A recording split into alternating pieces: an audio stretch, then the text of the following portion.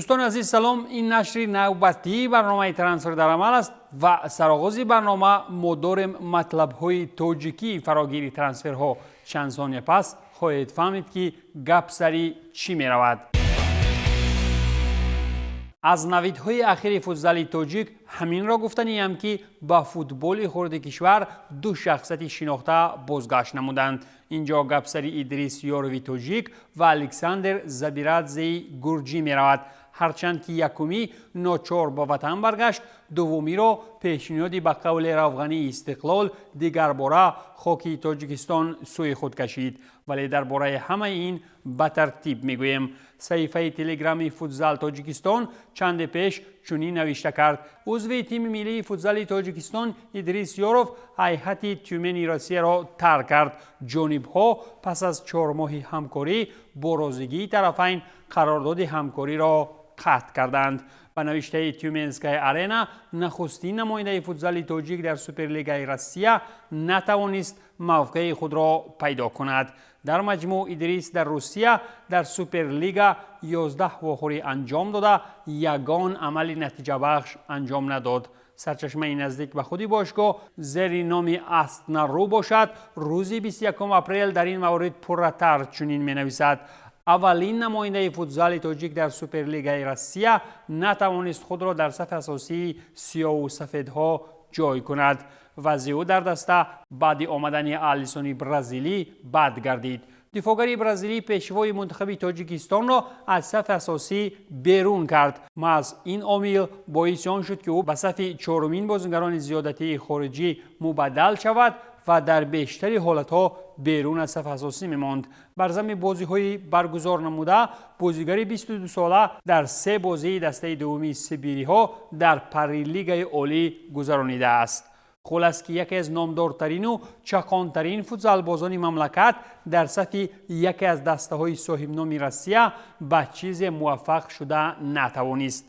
از جانب دیگر با آغاز موسم نوین برای سارا بازگشت چنین بازیگران چون آب و هوا ضرور است، زیرا کی می‌داند ممکن در فوتبال نیز دیگر استقلال هیچ کس را گپزنی نمی‌ماند. الکساندر زبیرادزه سرمربی نوی تیم فوتبال استقلال تعیین گردید.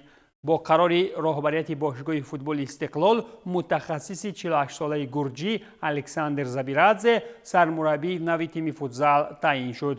او در این مقام حسین شادی ابراز وضع کرد که اکنون به حیث یاور سرمربی کار میکند. سال 2020 به حیث سرمربی تیم ملی تاجیکستان فعالیت نموده است. این متخصص گرجی از سال 2022 تا سال 2023 سرمربی تیم آستانه از سوپرلیگای قزاقستان بود. شرطنامه با مربی تا آخر سال جاری به امضا رسانیده شد. از جانب دیگر بازگشت زبیرادزه به فوتبال باشگاهی وطن خود وارد شوی الکترومبیل ها به بازار تاجیکستان را به یاد می آورد، زیرا فعالیت پرثمر ماشین های شرکت گرین افتا و کمربندی های استقلال دیگر معنای توجه کمتر گردیدن به نقطه های فروش سوگواری شرکت سارا و ضعیف شوی خود تیم فوتبال سارا کمپانی را می تواند در میان گذارد، اگر البته زبیرادزه خود الکترومبیل ویران را نآورده باشد. در علاوه سخنها سر تغییرات کادری فوتبال تاجیک میتوان گفت که بعد از کار رفتن اهل‌دین توردییف از کلوب مرکزی ورزشی ارتش و عبدالجبار معروفعلیف از کوکتاش با احتمالیت زیاد در لیگ عالی ما 4مین عوضشوی کادری را بینیم. بعد باخت از رگارتاداز در تالکو آرینا سرمربی حوصلات اظهار نمود که با احتمالیت زیاد از وظیفه خویش کنار می رود.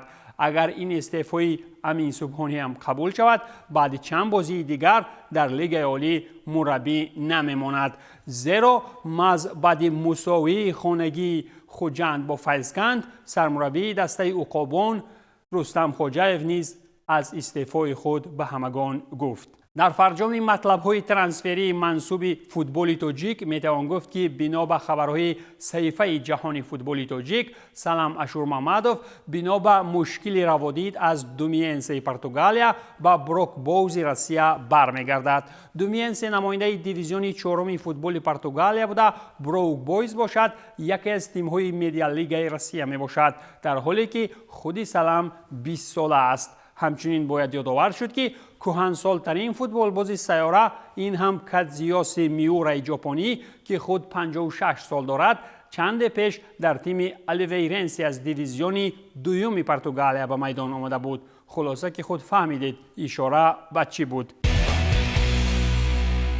سابق بازیگر برزیلی منتخب روسیه و تا حال تعلق داشته به CSKA مسکو ماریو فرناندز با سبب‌های شخصی با تیم اینترنشنال قطعی شرطنامه کرده است. همزمان اینترنشنال از رفتن دفاعگر ماریو فرناندز رسما اعلان نموده است. طبق قرارداد پیشکی بازیگر 32 ساله از قطعی شرطنامه با اینترنشنال جبران پولی نیز به دست می‌آورد. لازم به یادآوری است که ماه می سال گذشته فرناندز شرطنامه کاری را با CSKA قطع نموده از ماه ینوری سال 2023 در صف اینترنشنال طریق اجاره‌ای که تا 31 دکبر سال روان مهلت داشت برآمد می‌کرد. قرارداد کاری دفاعگر برزیلی روسی شده با ارتشیان باشد تا 30 ایونی سال 2024 مهلت دارد. از جانب دیگر اگر که مهلت شرطنامه تا سال 2026 هم باشد هیچ کس کفالت نمی‌دهد که فرناندز ساحل‌های گرم و استراحتی برزیل را به سرزمین قهرتون دو پایش در جنگ روسیه به زودی عوض می‌کند. بعد این گزارش ترانسفری به گمانم بسیارها پی میبرند که چی بلای فرصت‌های اخیر به سر چلسی آمده است گویا عیبی دروازه‌بان باشد، زیرا این نوبت چلسی میخواهد دروازه‌بان اینتر اندره آنانا را به دست دارد. بر عوض آنانا اشرافزادگان آماده‌اند که به میلان خلطه پر از پول و همچنین خودی کیپا آریزابالاگا را روان کنند. خبر میدهد لا گازتا دلا سپورت. پیشتر باشد خبری برآمد که اینتر تیار است که آنانا را بر عوض 40 میلیون یورو فروشد، در حالی که چلسی میخواهد بر عوض این نفر دروازه‌بانی 80 میلیونی خویش و باز پول پرداخت نماید. مگر که دروازه‌بان 28 ساله کامرونی دست پوشک‌های طلایی دارد که در لندن اینقدر سخت تگی چشم شده است. همزمان بارسلونای خاوی در مورد خریداری پیشوای منتخب 20 ساله های اوروگوای با نام فابریسیو دیاس به توافق رسیده است. گفته می شود که لاپورتا آماده است که برای این بازیگر از کجایی نباشد قرض کرده 8 میلیون یورو یافته می تواند. در این باره گلوبال دپارتیو الاکای در سامانه ها به قول کپی پاست کرده است. باشگاه کاتالانی در گزارش نیم حمایتگر لیورپول مونته‌ویدئو اشتیاقمند است می‌رساند موندو دپارتیو و راهبریت دسته الاکای با اگنتی بازیگر وخوری هم دایر کرده است. از روی معلومات گلوبال دپارتیو جانب بلاوگران است در مورد گزارش نیم حمایتگر بر عوض 8 میلیون یورو به توافق رسیده. باشگاه بران است که دیاس نخست در دسته دومی بارسا شروع نموده تلاش میکند تا در صف اساسی خود را جای کند. وهمه کرده گویم بارسلونا در اوروگوای سوارسی نو پیدا کرده است. از صف باور میونخن بر زمین گریختن نتیجه ها باز بازیگران را هم وادار به راه گریز میکنند. یکی از چنین بازیگرانی که شرطنامه‌اش تمدید نمی شود این دیلی بلیند است که تابستان از شهر میونخن می رود.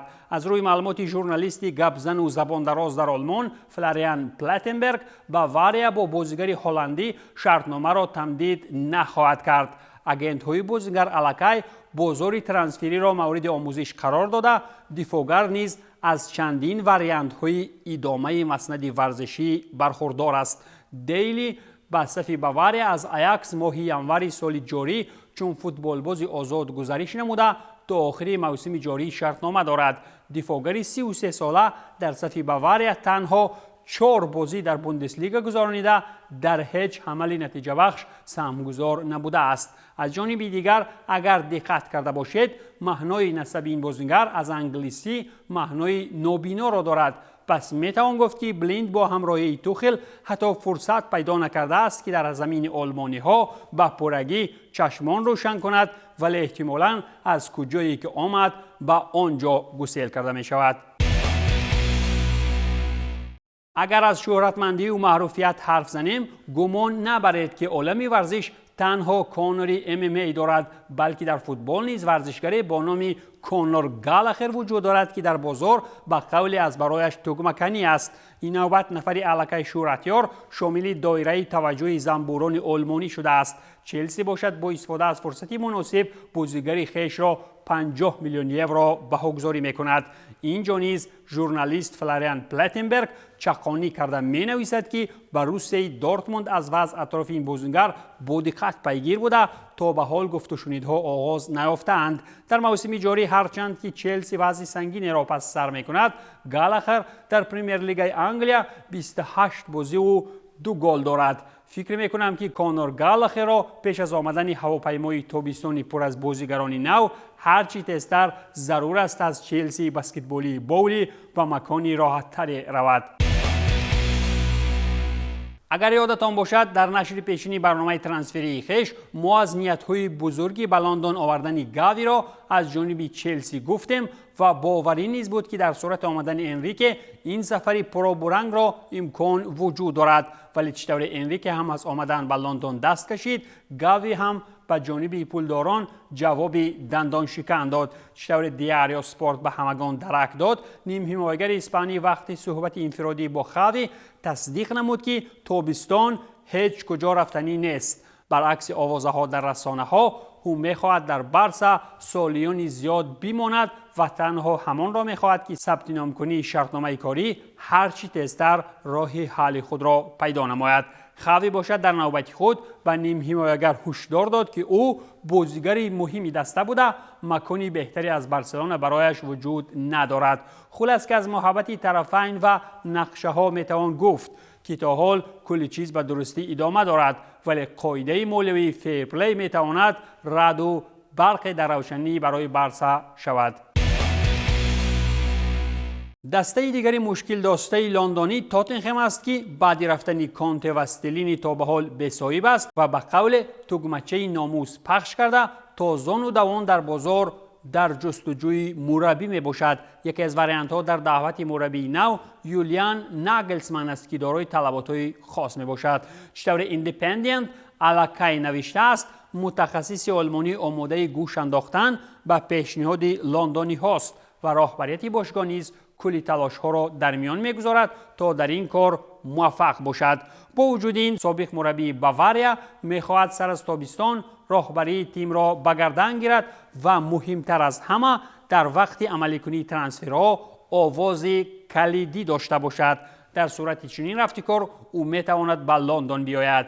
اگر که با ناگلسمن به توافق نبیایند، نامزد اساسی در وظیفه سرمربیگی تاتنهام هاتسپور آرنه سلات از فینورد خواهد بود. فکر میکنم تا آندمی که دنیل لیوی در تاتنهام زنده است، زیدان و گواردیولا را یک جای بیارند هم فایده ندارد.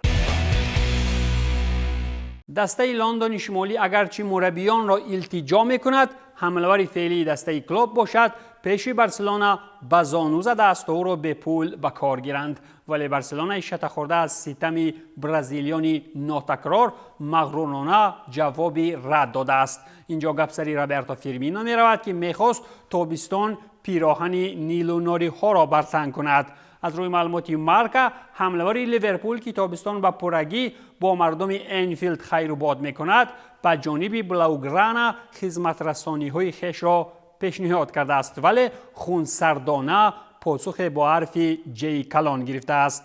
خلاص که از یک طرف نگفتنی بارسا برای فیرینو خوب شد، او میتواند دقت ها را به سمت ایتالیا کند و این نوبت با اینتر بارسلونا را درسی ادب دهد. این بود پایان برنامه ترانسفر در عمل. تنصیحت و پولدار باشید. خیر.